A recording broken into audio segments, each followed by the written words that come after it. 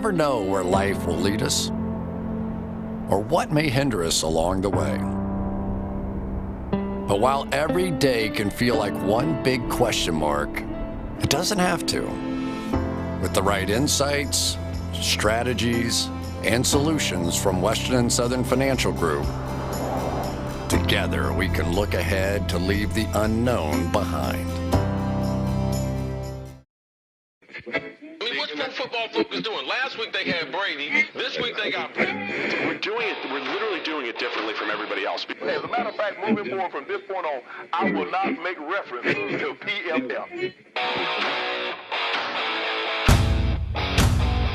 Do you not understand that they are that way because you're Joe Flacco? And you just like to discredit things that people deserve credit for. That you can't possibly be expected to defend that. Talk about the game, Sam. So who cares about what people think about us? Yeah, I like football season, and all the things that go with it.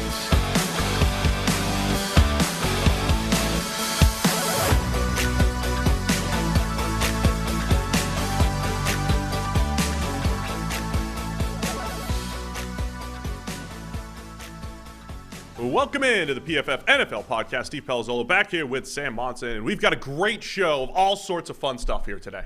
Wow. Great show. Okay. Fun stuff. Cool.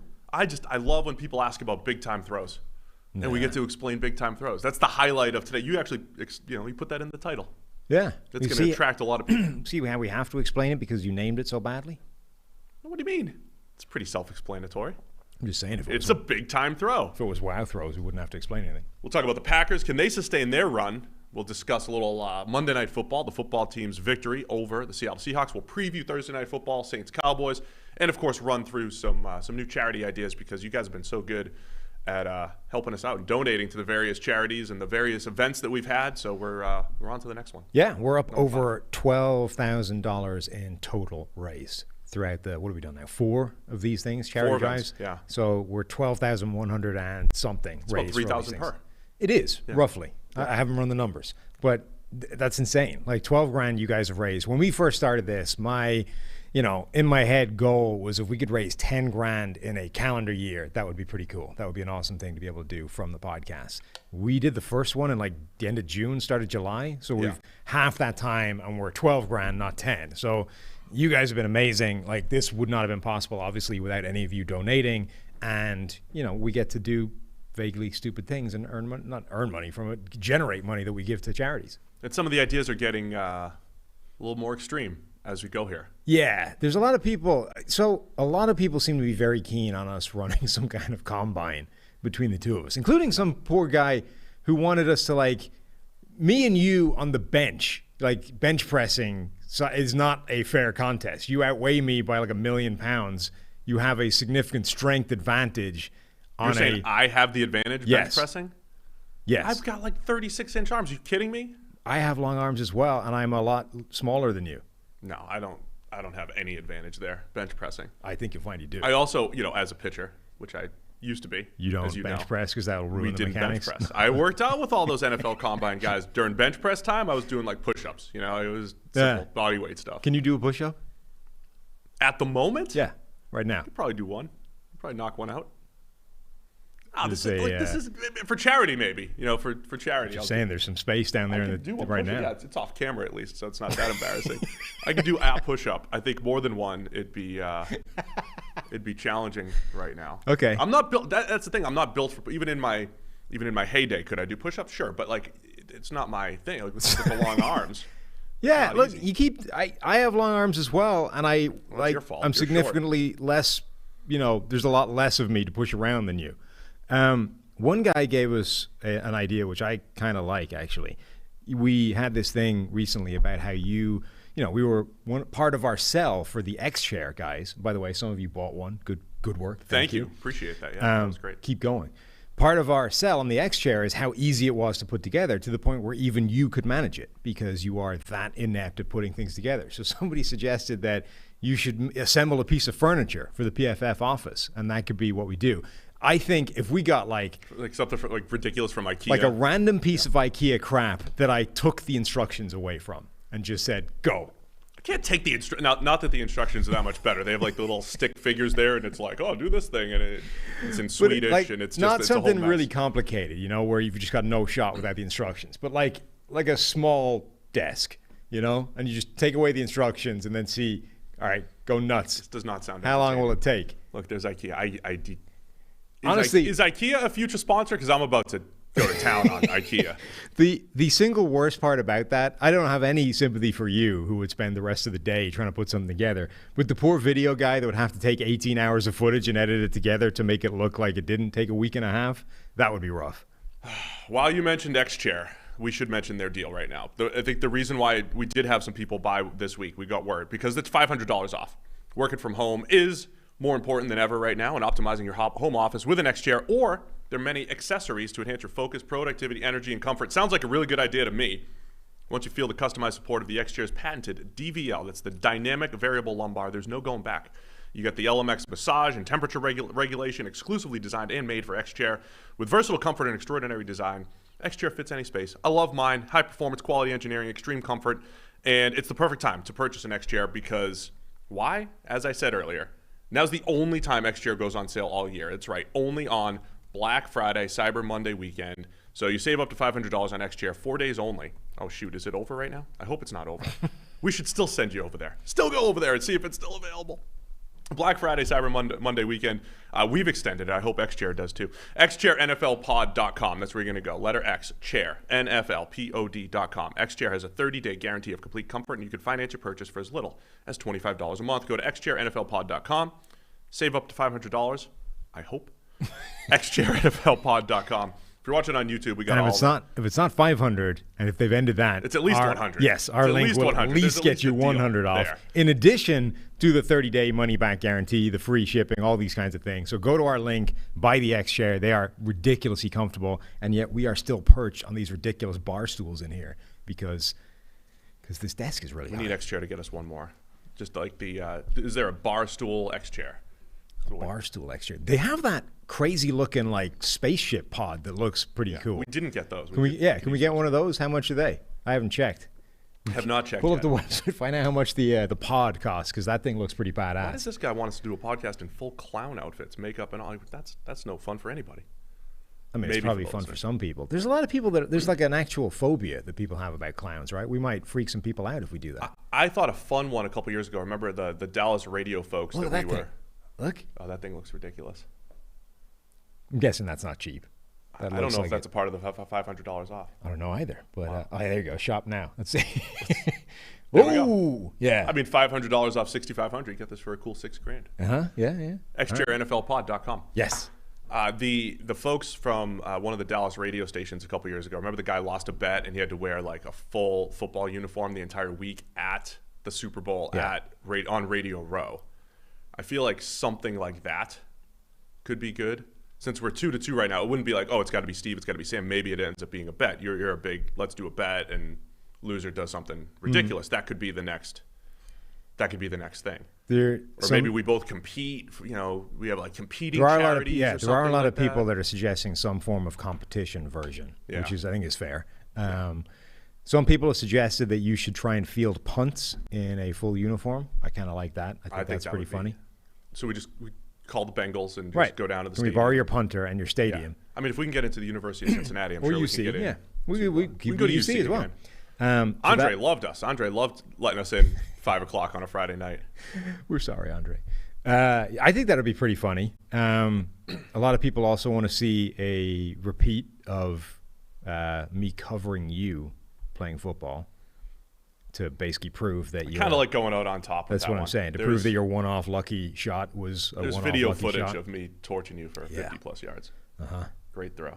Some guy. I don't want to get Bruce down here, and he's probably so inaccurate right now throwing me. You of all people are going to be the person criticizing throwing accuracy based off the video evidence that we just had. Yeah, that's correct. Of you not being able to get it near the plate. Because I know what it's like when you haven't played in a few years. And I don't want to. I don't want Bruce to go through that embarrassment either. Wow. Also, some other guy said that based off the video of our stare down where it's like, he said based off that he withdraws his request that the challenge be an Oklahoma drill between the two of us. I find that personally insulting. I think I would be fine with an Oklahoma. Again, maybe he's saying that because low man wins and pad level. He's saving you, is Yes, what you're saying. Okay, yes. fair enough. Pad level would not be in my favor, and that could hurt. There are a lot of people that I would not want to have any part of tackling. You're not one of them. I have no problem with that. I'm okay. These are fun. So yes, there's the stare down. Look at that. Yeah. Oklahoma drill wouldn't be good. And look, people are also taking this to be like, I'm 4'2".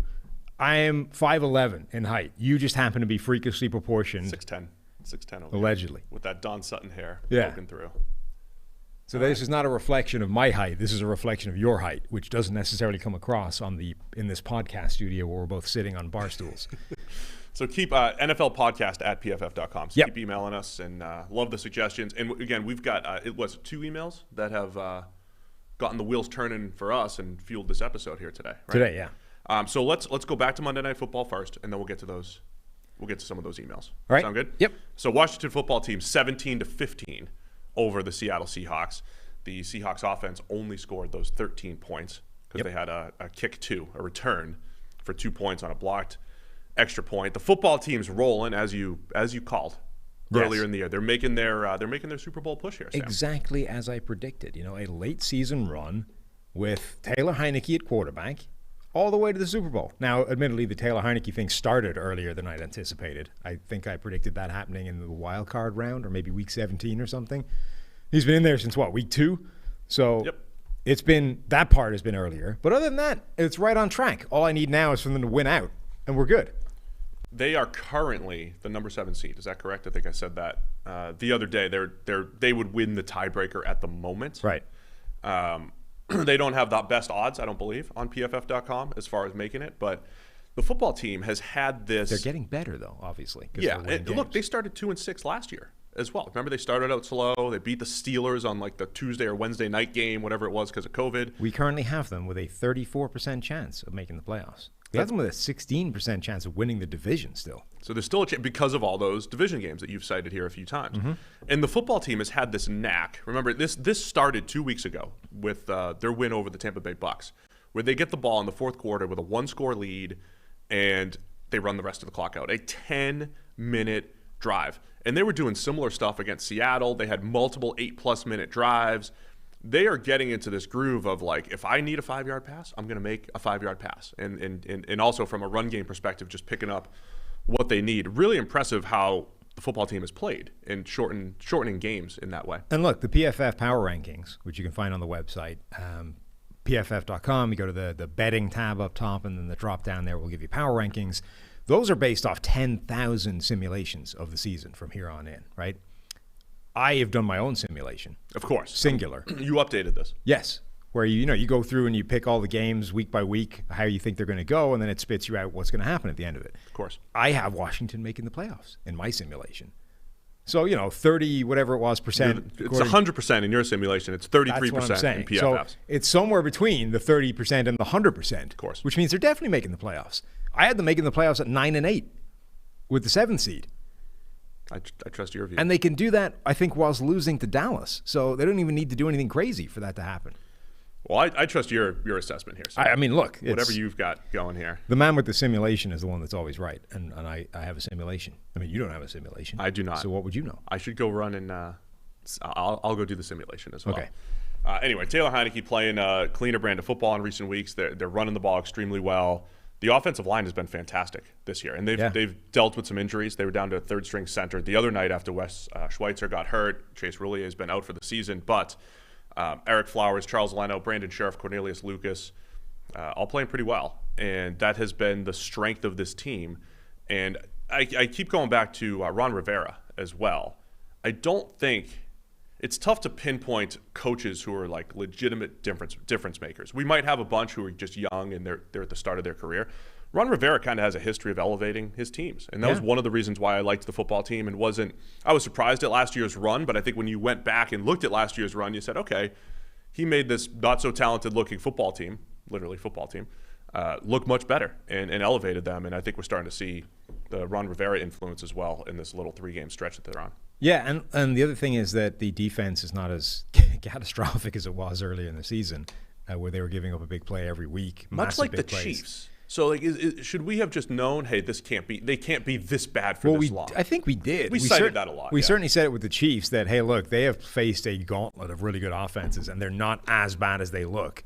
I think the same thing was true with Washington, that there were a lot of numbers that suggested that their defense should not possibly be as bad as it was. And at some point, it will get slightly better than that. The question is how much. So Washington's defense making steps in the right direction is important. Taylor Heineke playing slightly better is important.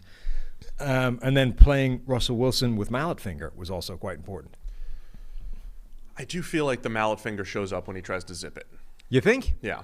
Because you're telling me that having a bolt taken out of his finger like a couple of weeks ago will actually affect the way he throws the football. Now, is his finger injury worse than, say, the thumb that Drew Brees had last year?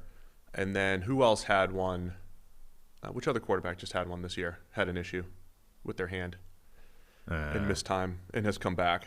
I don't know why I can't remember off the top of my head, but someone else just dealt with that, right? Not mallet finger exactly, but a finger injury that has affected them. Mm-hmm. But there's also, Russ's decision-making, bad turnover-worthy play over the middle of the field yesterday or Monday night. I'm trying to figure out how much is all. Tua had a finger injury a couple weeks ago, so it wasn't as bad. Didn't have surgery, but he's come back and completed a bunch of passes.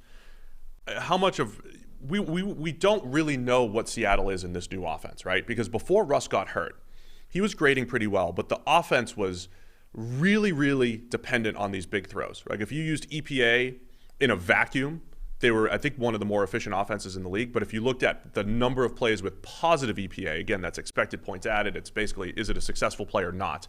Their successful play rate was low, but overall EPA was high, which suggests there's a bunch of deep passes and big plays that are skewing the numbers here, which isn't a bad thing necessarily, but it's like that's going to regress a little bit. So I don't know what this Shane Waldron offense is yet either. And I think they've been a little bit too either big play dependent, and the underneath stuff or the intermediate stuff, really, that 10 to 19 range has not been great for Seattle. So I also don't know if we have enough answers there combined with over the last 3 weeks, Russ is recovering from the finger injury. Yeah.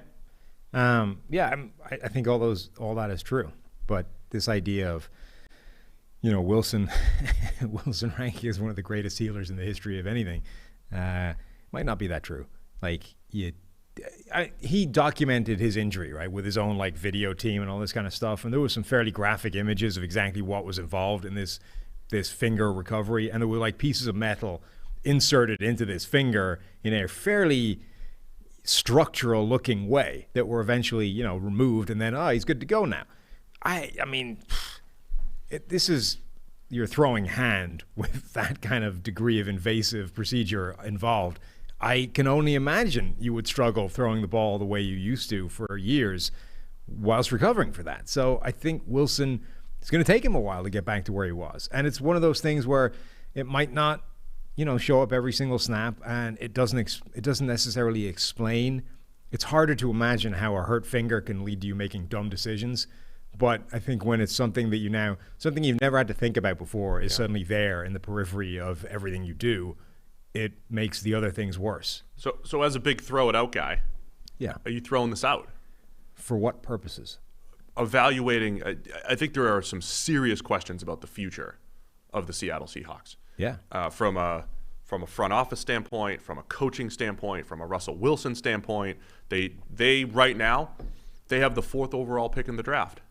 But wait, they don't. They traded it for Jamal Adams. It's the Jets. Right, they would have the 4th overall pick right now, which they could really use right now. And so I think there are some serious questions about Russ, the quarterback, too. So even if you want to throw out the 3 mallet finger games, go back to Week 9 of last year, because we also love that too. Hard cutoffs. Russ goes from this 95 overall grade through the first 8 weeks of 2020, drops off from Week 9 through the playoffs with a 70 grade. He was number 20th. Let me add the playoffs in here actually. The number 19 graded quarterback last year from Week 9 through the end of the season. Add in early this season where he did play well, but he's still barely a top 15 quarterback from a grading standpoint. Is that a concern? Because I think Seattle's been great in part because he's been able to elevate a team that has slowly been depleted from a roster standpoint over the years. He's gone back to being the Russell Wilson from before the kind of 2-year stretch where he was like one of the top 2 or 3. Remember there was that couple of year period where he elevated his game and he went from being really good to literally as good as any quarterback in the NFL. Before that, he was hovering, like he had that, his very first grade was a 90 in 2012, his rookie year, which is insane, right? A rookie quarterback grading at 90. But then like the next, 3, 4, 5 years were more or less around 80, between 83, 78, or 74.5. That was his kind of level, which was really good. It's a good place to be, but it's not Aaron Rodgers, Tom Brady, Patrick Mahomes, those kinds of guys. And then 2018, that jumped up to 89. 2019, it was 92. 2020, 90.5. As you said, that was very much a first half of the season was incredible. Second half of the season, pretty crappy. And then this year, we're back down to that 74 level. And the 74 includes mallet finger, where he hasn't been playing as well. So effectively what you're looking at is Russell Wilson has gone back to being the guy he was before that 2.5-year stretch where he was as good as any quarterback in the league. But last year in 10 games, it was a 72.5. That's what I'm saying. Yeah, it's like a split. So it's 2.5 seasons where he was as good as anything. And then last year, the second half of the season, and this year, he's gone back to being the guy that he was. The other interesting point here with Russell Wilson is we've tried to explain away here on the podcast for years, why doesn't Seattle trust Russell Wilson, right? Why don't they trust him as much? Why don't they let Russ cook? That was the big tagline last year. Why aren't they throwing the ball 40 or 50 times instead of establishing the run and working play action? And we've heard through the years you don't know what you're going to get from him on a week-to-week basis if you're the offensive coordinator. Now, I thought there was a stretch where that was much better, but I'm talking about seeing the field, decision-making on underneath stuff, taking the easy stuff. In a play-action-driven system where it's like two deep route concepts, pick one, hit a guy in stride down the field, Russ is as good as it gets. But when you're not as protected in that sense, he's far less consistent, right? And again, he's not bad necessarily, but I don't think it's as clean as telling him, go play like Brady, go play like Breeze, go play like Rodgers, be the guy, take over the game. It's all going to run through you. We've seen it in individual games here and there, but not consistently enough. So I bring all that up to say, if he ended up in Washington or Denver or Houston or whatever next year, Miami, what are they going to get? Is Pete Carroll the guy that's been able to foster that relationship of Russ and whoever the offensive coordinator is and getting the most out of him? I'm trying to position this the right way. Will other teams know how to use him? Will they know what they're getting into? Is Russ as hot of a commodity? Our friend Kev Cole on Unexpected Points has been tweeting this week. Is Russ as big of a commodity as Matthew Stafford on the which I think is a crazy question on the surface, because I think Russ has had a much better career. But given the downturn right here, would NFL teams covet Russell Wilson as much as they would covet did covet Matthew Stafford last year?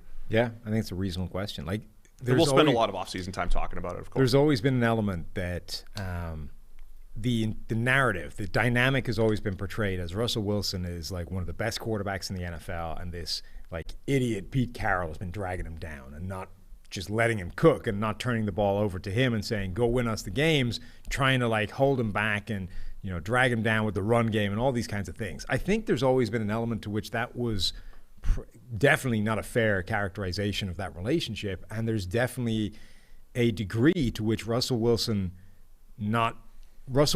doesn't help Russell Wilson as much as he could, and that idea of when you let Andrew Luck was this quarterback who put everything on his shoulders, tried to make a hero play every single time, and his career was kind of characterized by putting out the fire that he himself started earlier in the day, which is, it's better than letting the house burn down, but it's probably not as good as the guy that never set fire to the curtains in the first place.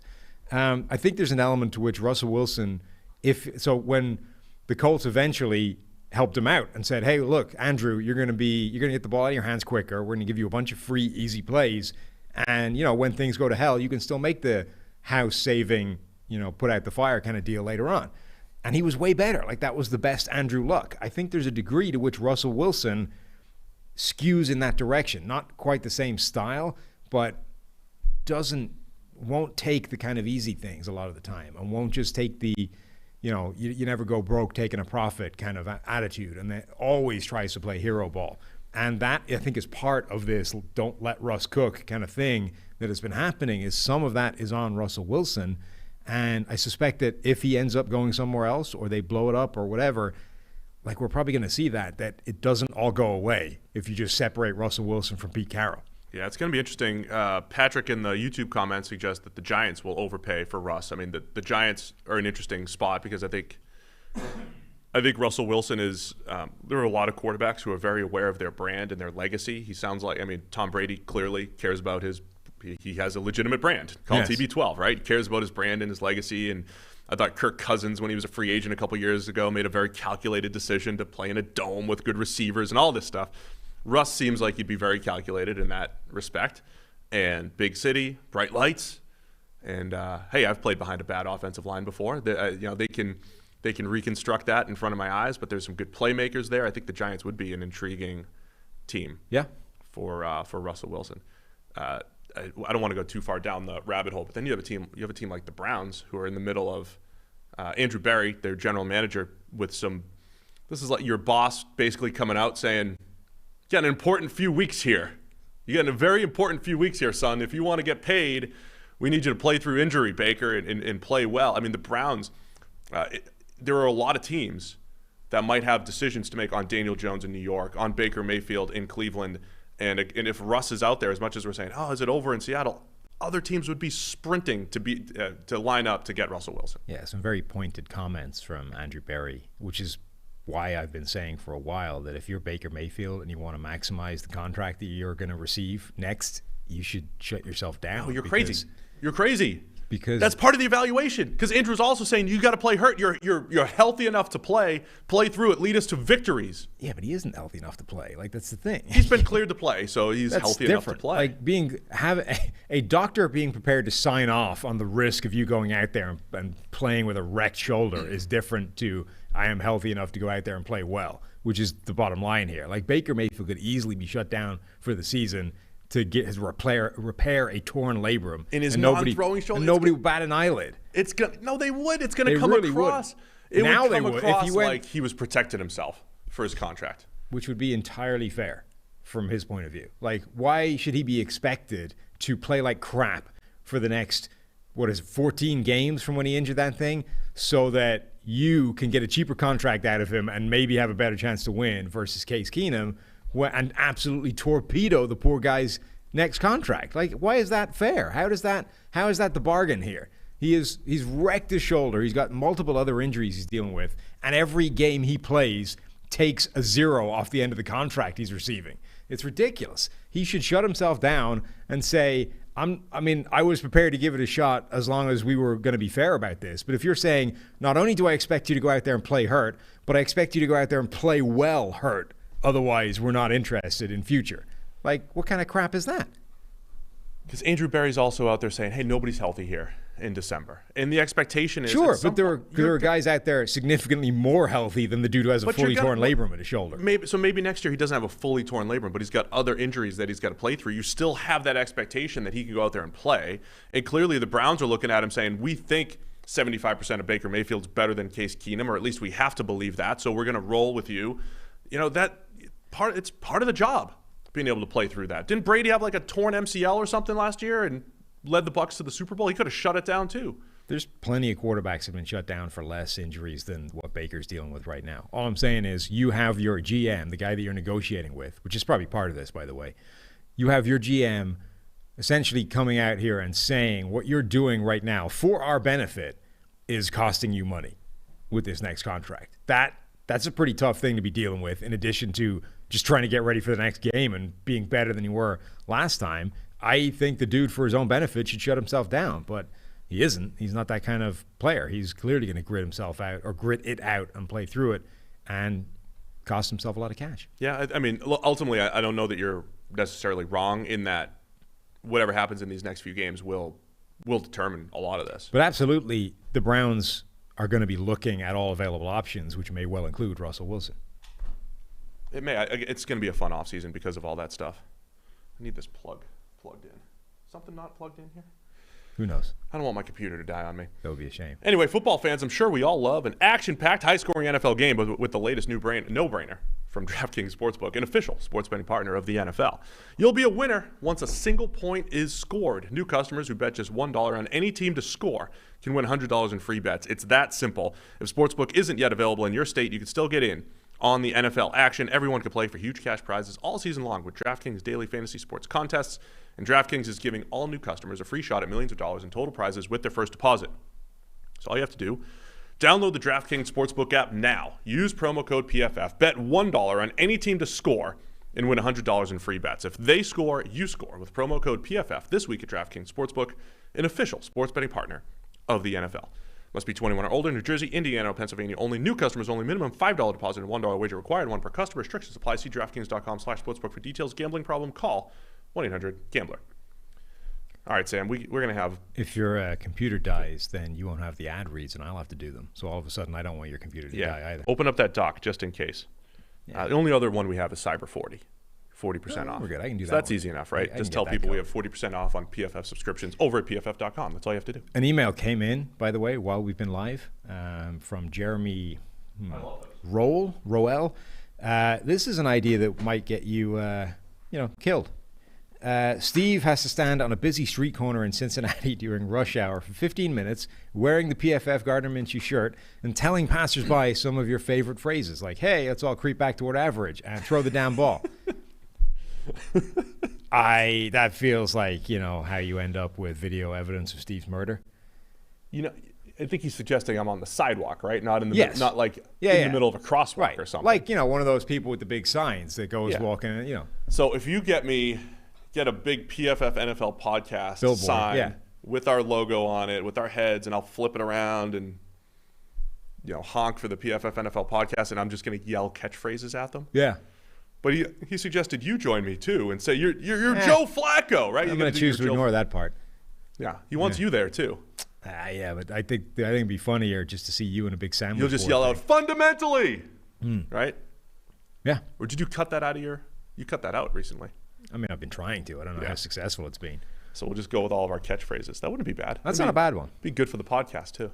I mean, look, it's your bodily harm you're risking, and I'm okay with that. So I'm at least on the sidewalk, right? Flipping this on. You're also large. You've got that intimidation factor for the people that don't like big people. Yeah, there's a I'm big. You don't think they'll run me over because I'm big? I'm just saying there's a swathe of society that would not engage you in physical pain because of your size. Right. Immediately. So you cut out a chunk of those people that if you were a small person, they would immediately come and slap you in the head. There's a lot of people who might just think they like to fight the big guy. I thought you were saying I was going to get run over, but then it's like, okay, you don't want to run your car into a moose. You might damage the car. So I might have that going for me. Nobody wants to run me over. They might damage the car. So, Yeah, I hadn't compared you to a moose before, but it's actually oddly fitting. No, I'm creeping back toward moose size right now, in my as I head into my 40s. You want to read these emails? Yeah, let's go. What do we got? Steve from Buffalo. Are you going to read this? Sure. Yes. So Steve from Buffalo is the guy that essentially wants you to explain what in God's name you're talking about when you say big time throws and turnover-worthy plays, for that matter. He really likes some stats, but he has a few questions. Is a big-time throw any skillful throw? Does the situation matter? An 11-yard completion on 1st and 10 the first quarter is different than an 11-yard TD throw to clinch a game, or even 11-yard down to continue a game-winning drive, blah, blah, blah, blah. I'm going to edit some of these on the fly. Are there ever any big-time throws, or are there ever any big-time throws on turnover-worthy plays? A ball goes through the hands of a DB for a big play. Does a turnover-worthy play only occur when a defender drops an interception or a fumble recovered by the fumbling team? So let's cover that part as well. He also has a second part that's an interesting, different question, but let's cover this one. So what is a big-time throw, essentially? And a turnover-worthy play. Okay, so it all starts with the PFF grading system, which is always -2 to +2 on every single play. And I know we've explained some of this before, but it's always good to rehash it. We have a very specific rubric for what a 0.5 looks like. So in our, when somebody's trained up, you've obviously been trained up, and I've been trained up, and we can go to Ben Stockwell, and we can go to any other PFF analyst and say, is this a +0.5 to you or a 0? Is this a +0.5 or a 1? And we're kind of speaking the same language. So anything that gets a +1 or better, 1, 1.5, or a 2. We just I threw into this big time throw bucket, and I think it's a great name, BTTs, to isolate those plays. So the example of, say, an 11-yard throw or 11-yard first down on 1st and 10 early in the game versus late in the game, almost always like the same throw will get a 0.5. Every now and again, we do have the ability to kind of like up the ante on a late game clincher or something like that. The best example is the Eli Manning to Mario Manningham Super Bowl pass along the sideline, in between double coverage, right on his hands, on the game-winning drive. Like, that was a +2. That was as good of a throw as we've ever seen. So anything that's +1 or better. But the down and distance thing is kind of baked into the original grade. So a 1st and 10 throw versus a 3rd and 10 throw that moves the chains is not necessarily the same thing. Yeah. Like that part of it, the down and distance and the importance of moving the chains, is sort of baked into the original number, and then there is scope for the Mario Manninghams of insane game situation to bump that even higher.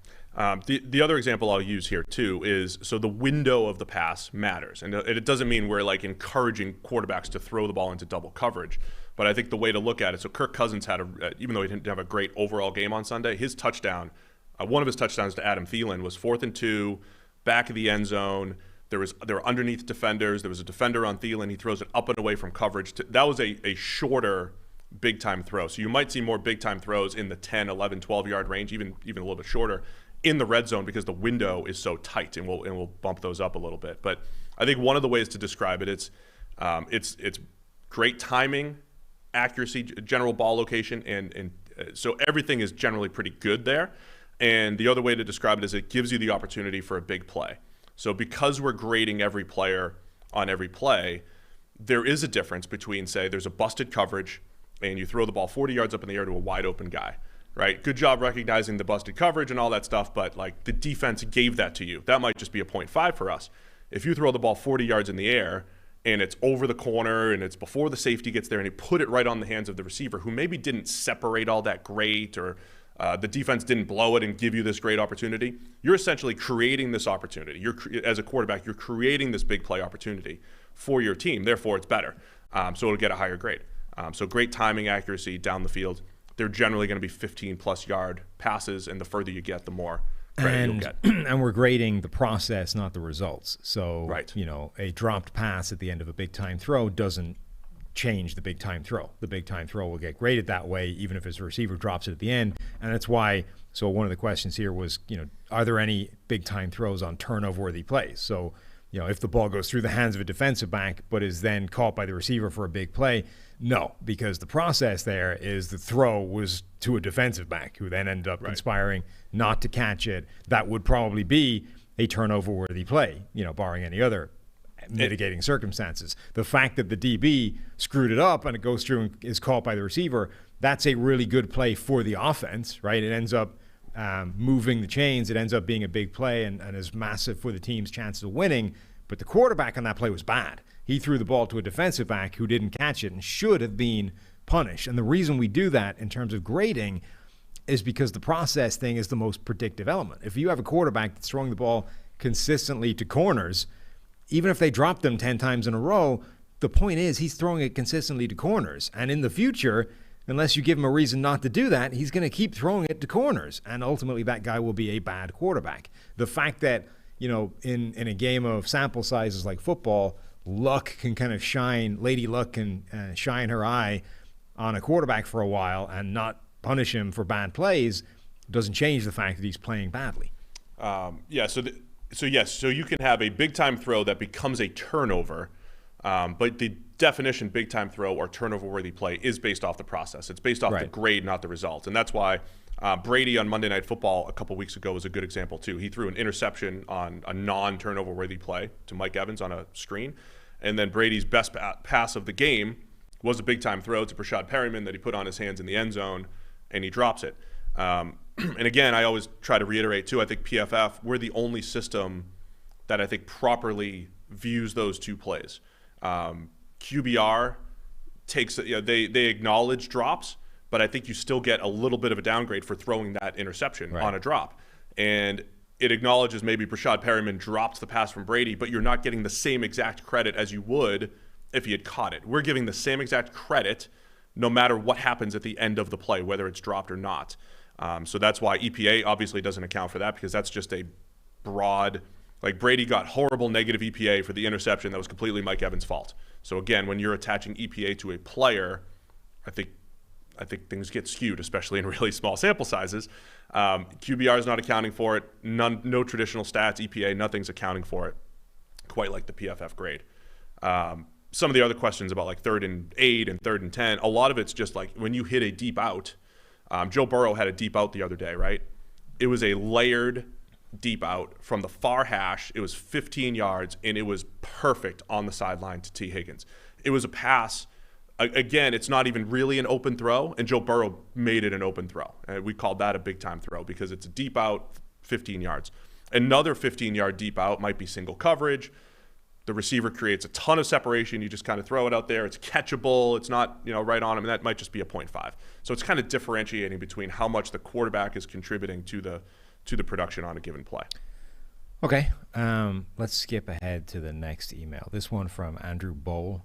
Hi, guys. Question is, essentially, can the Packers continue to overcome the constant string of injuries they've been suffering? So far this season, Aaron Rodgers, Aaron Jones, Devontae Adams, Alan Lazard, Marquez Valdes-Scantling, Josh Myers, Rashawn Gary, Eric Stokes, Preston Smith, Kevin King, Jair Alexander. He legitimately said whatever.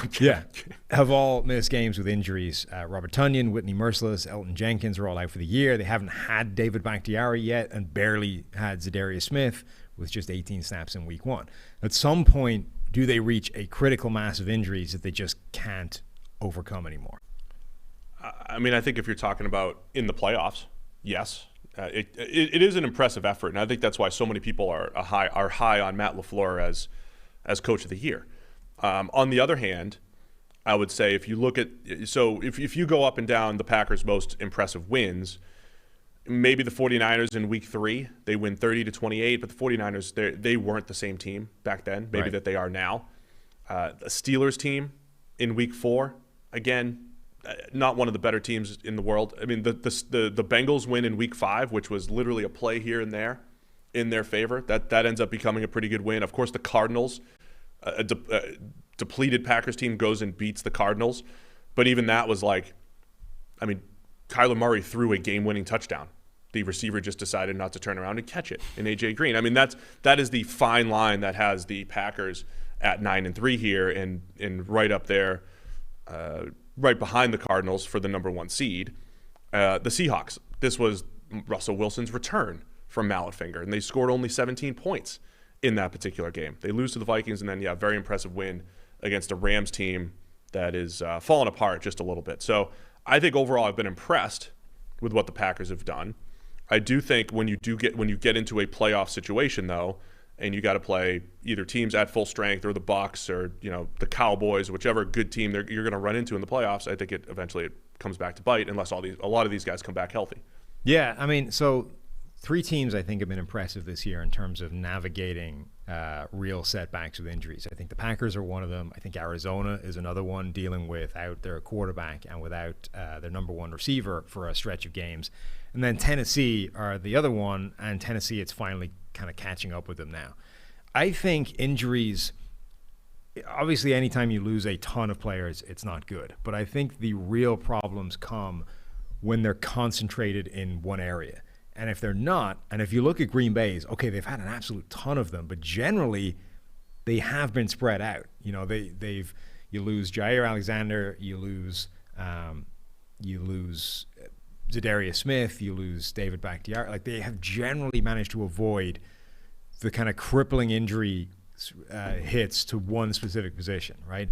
Like, if they had lost Jair Alexander and then Eric Stokes and then Kevin King, and all of a sudden you're down to like number 4 at 5 as your starting cornerbacks, that's where you have a real problem. And at wide receiver, if they'd lost Devontae Adams and Marquez Valdes-Scantling and Alan Lazard, again, all of a sudden you're screwed.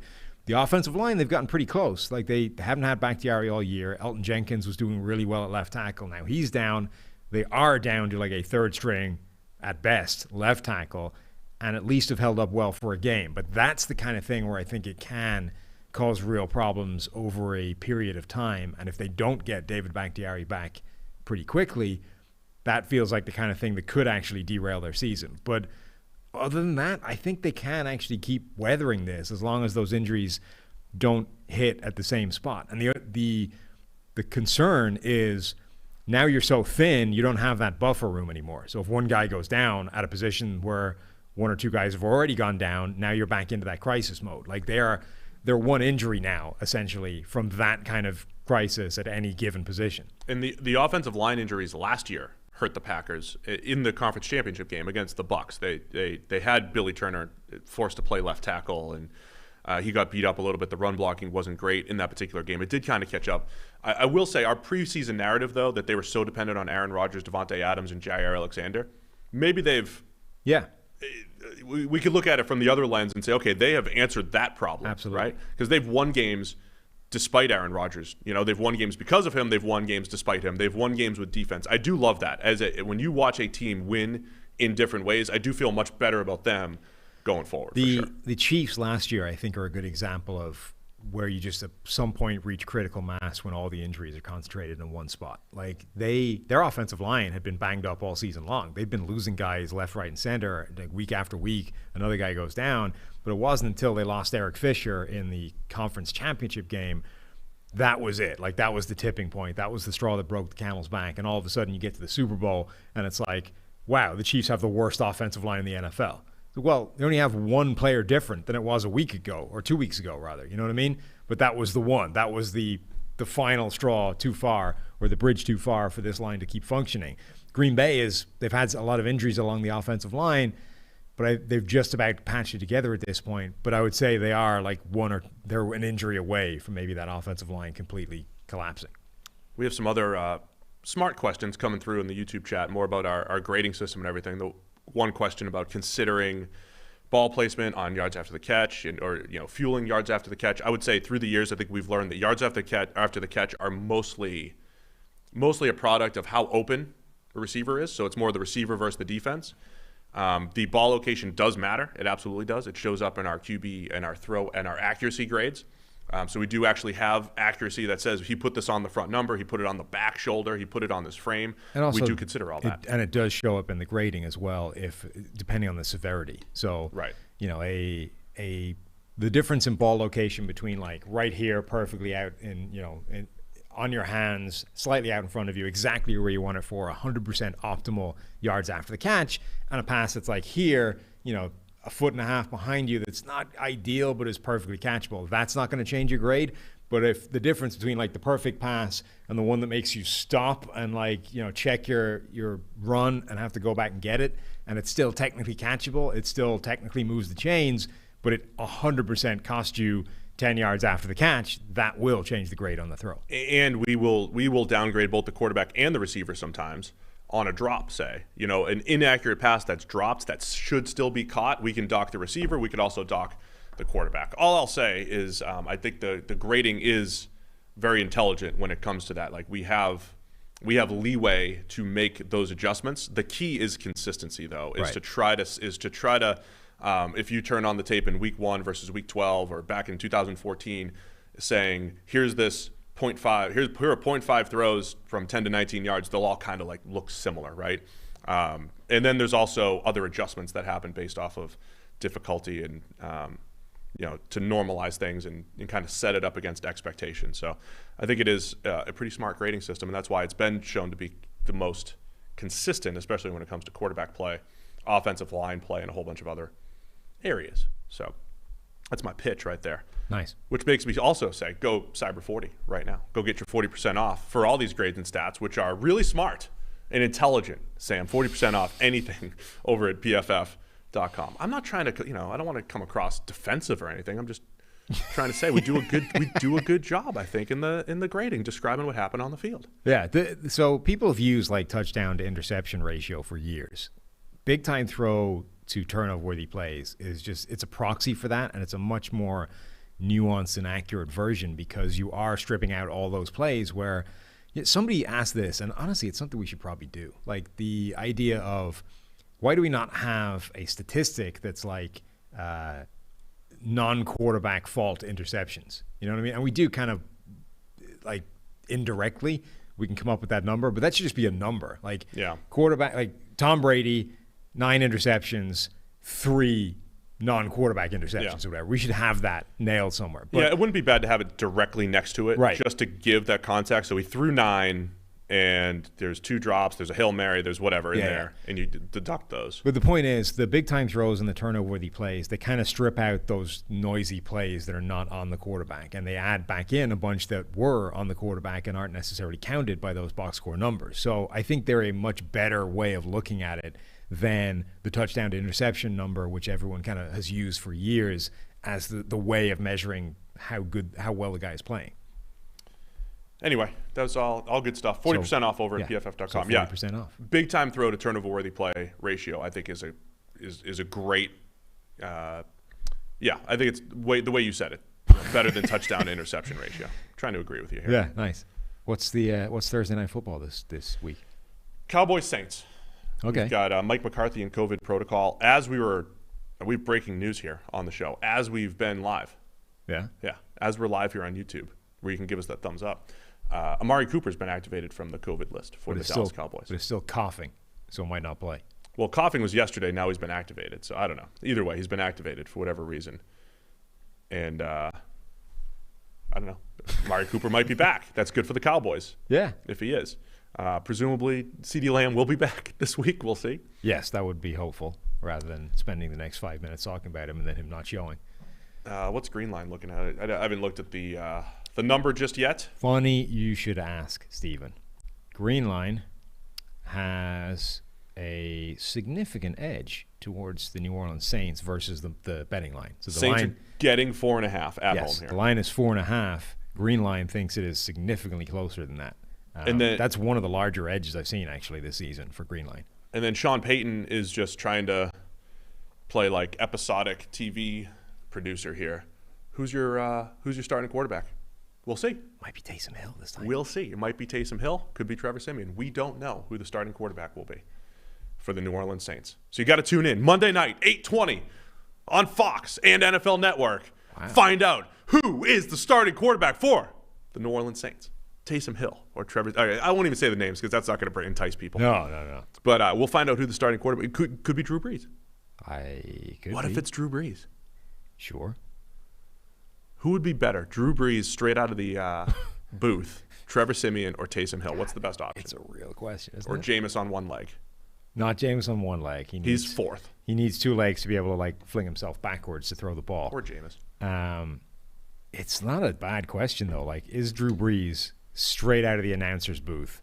Presumably has to remove the hair that they gave him. Play with the hair on. You can't play with that on. Did Jason Witten keep the hair when he went back to play? No, when Jason Witten went back, like it was immediately back to cue ball. You can't rock the toop under the helmet. Yeah, but he's like in the trenches. He's blocking and all that stuff. Drew's he's a quarterback. You think it'll stay cool, calm, and collected under the helmet? Those things like it would be rough for the post game. You've seen like Manning takes his helmet off and there's those like big red circles on his head when that thing pushes into his forehead. Like you can't rock a toupee under that. Then he throws it back on, back in the booth. For the interview? Yeah.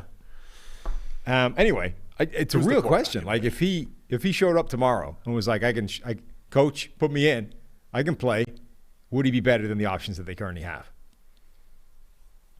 I mean, Drew wasn't very good last year. Right. But I think his grade was low 70s, which is what we've seen from Taysom Hill. Which was like the good version of Trevor Siemian. We're like, hey, look, Trevor Siemian's actually playing really well right now. That was like bad Breeze. Right. So let's preview with Taysom Hill. Let's preview with Trevor Siemian, and then we'll just cut it based off whatever. So Trevor Siemian's the starting quarterback. What are we expecting here? He's kind of come back down to earth in recent weeks here. Pain. Yeah, I mean, we saw on Thanksgiving that the Trevor Siemian gravy train probably ran out of wheels at this point, and like this is who we're dealing with. Now that you quoted Mr. T, Clubber Lang here. The great Clubber Lang. Your big idea for us to have a little side podcast someday and kind of go back and review 80s movies and all that stuff. Which turns out basically the Bill Simmons already does. Oh, he already does rewatchables. Oh. Now we could do it with other things. It doesn't have to be movies, but we could expand it to a different. Also, they're The people that he has on that podcast are very, what's the polite way of saying this? They are academic in terms of like movie structure. You know what I mean? Like they're commenting on, that's not what we're worried about. Form and lighting and cinematography. Whereas I'm like, they unfurled a giant Ivan Drago poster in front of like 100 people that were sitting in a seat, and that feels like a problem.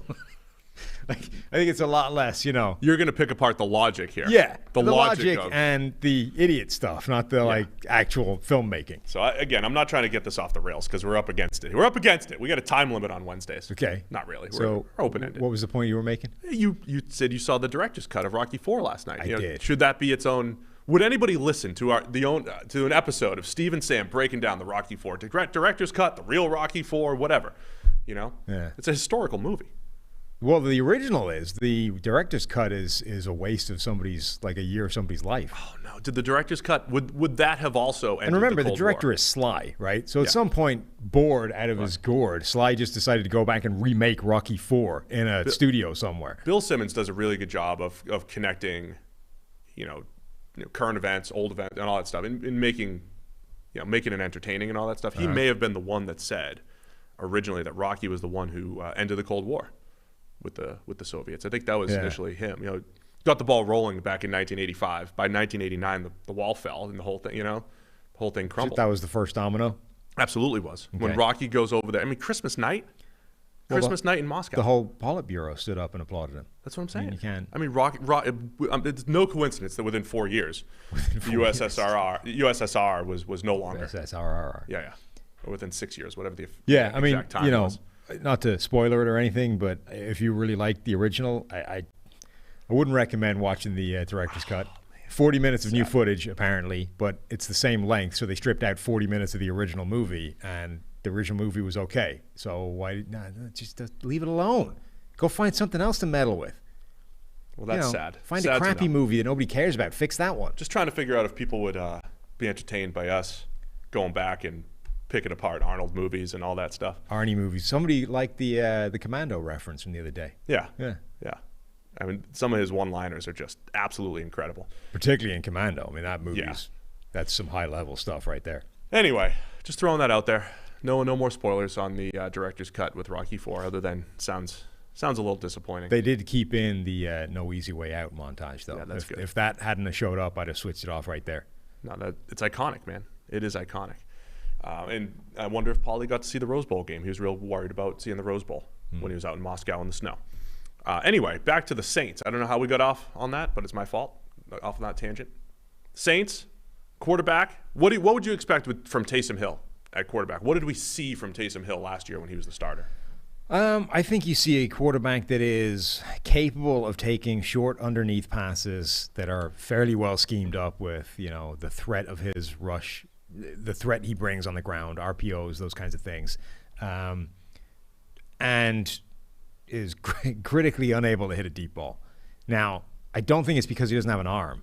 Like, Taysom Hill can throw the ball a requisite amount of distance to hit the deep ball, but he puts the ball in the air about 2 seconds after it needs to be, so it doesn't matter how strong his arm is. Like, unless it's Josh Allen and Patrick Mahomes, which it isn't, he's going to be underthrowing those deep balls, and that's a problem, particularly when you have receivers that are not amazing like the Saints. So I think he's the best option that the Saints have right now. He gives you the best combination of being able to create an offense that's awkward enough to defend and different enough that most defenses are not used to dealing with it.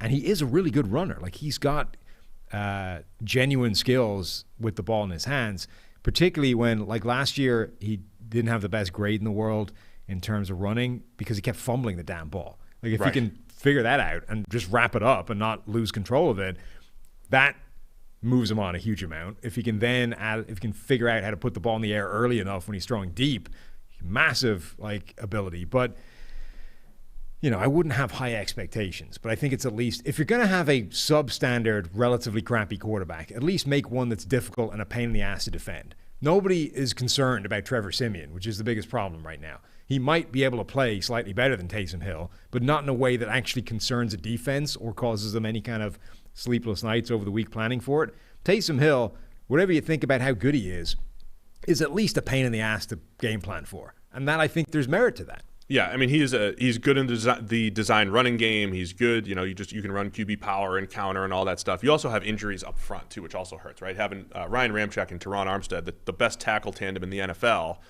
they're both banged up. We'll see if they can go, but that also hurts as well because if it was Taysom and you have this pretty good run blocking offensive line, you build the scheme around him and all that stuff. You mentioned all the fumbles and everything, and I think this has shown up with Lamar Jackson through the years as well. Dynamic runner. But there are a lot of fumbles that show up. Not necessarily all even Lamar's fault, but you get mesh point fumbles. You get some that are Lamar's fault. That is where maybe EPA would be a good proxy for how much do you want to have a run-first system with the quarterback? Because if the fumbles will, essentially give you a good idea of just how effective the run game is as a whole. But anyway, I think what happens with those guys, with a Taysom. He doesn't have to be a precision passer. Like Trevor Siemian has to be a precision passer to move the ball, right? Whereas Taysom Hill can affect the game on the ground, create more open throws, like you said, because it's not just it's play action where you also have to account for the quarterback, right? So you have to account for two people on play action, a running back and a quarterback, not just the running back when it's Trevor Siemian. So I think it opens up what the Saints' offensive potential is. Not that they can't have ugly games with Taysom, but it's a higher end offense, I think, and really higher floor just because of the run game. That's the thing. I think the floor is higher, the ceiling is higher, and the baseline is probably about the same. But you have a wider range of outcomes. The range of outcomes is about the same, but I think in every step of the way, the band is tighter, like with Trevor Siemian, a quarterback. Like you're going to get this fairly middle of the road, average to below average performance from him, and there's not much scope for anything else happening. With Taysom Hill, you shouldn't be terrible because he can bring a pretty high baseline with that run threat. He can complete the short passes. There's the potential that you have something way better if he connects on all those things that he misses on, doesn't fumble the ball. And then it's just a case of what is your average performance going to be like? And again, like the average, like what is the benefit of Trevor Siemian? And the one argument is, well, if you combine Trevor Siemian and Taysom Hill, you have something greater. But they haven't even been using Taysom Hill like that since he's come back from injury. So you're not getting the benefit of that. Yeah, and I'm not sure if that's really the case because you still have Trevor Siemian under center for most of the game. It's still him under center. Yeah. And it's not like every time Taysom Hill's playing H-back or tight end or running back or whatever that it's a productive play for the offense. On the other side, we got Dak Prescott with a career-high 85.9 PFF grade. His rushing grade is low in part, again, because of his fumbles. He's had a bunch of turnover-worthy plays when carrying the ball this year, but continues to progress as a passer. Started off slow in the Thanksgiving game against the Raiders, started to get it going down the stretch, hitting some deep balls to Michael Gallup, seam route to Dalton Schultz. Dak, though, has been one of the better quarterbacks in the league this year. So I like Dallas because of that, especially if Amari Cooper comes back, even if it is in a limited sample. I think the Saints, they just have at home, dome and all that stuff, they just got wrecked there, though, by the Bills, right? Yeah. So I don't want to overrate that home field advantage and all that. I think Dallas is just a better overall team, and things are starting to crumble in New Orleans because they're just outmanned from the quarterback position out. They are. Their offensive line has got some problems as well. I do think, though, that Dallas, like, as much as they kind of got going towards the end, but the first couple of quarters, the first three quarters, really, of that game, Dak was not playing particularly well. I know. And he fell off. And I think there are some issues there with Dallas that they haven't they're not as hot as they were earlier in the season. And I think the Saints could cause them some problems. So I'm going to lean the Saints to cover this. So you get the Saints covering. It's 4.5 at the moment here, Wednesday afternoon, heading into Thursday Night Football. I'll take the Cowboys to cover, so throw that on the sheet. I'll take the Cowboys. They've got 4 losses. If they do ever want to get into, it's going to be tough to get the number 1 seed at this point, but these games matter for the Cowboys, not only for that, but just, as you said, for the division. The football Washington's team. coming. Well, football team is on their heels, and we thought the Eagles were too before they lost to the Giants. That's the thing about this division, right, is that as much as you're sort of writing it down, penciling in these games of they'll win these two, like you're going to have games like that where randomly the Giants show up and beat a team they're not supposed to and just wreck the whole thing for everybody. All right. Anything else to cover today? We out. All right. Great Wednesday show. Appreciate everybody tuning in, either live on YouTube or in podcast land. Again, we'll be back on Thursday previewing all of the Week 13 NFL action. Don't forget, PFF.com, 40% off. Use Cyber40. And thanks to everybody for tuning in. We'll see you tomorrow.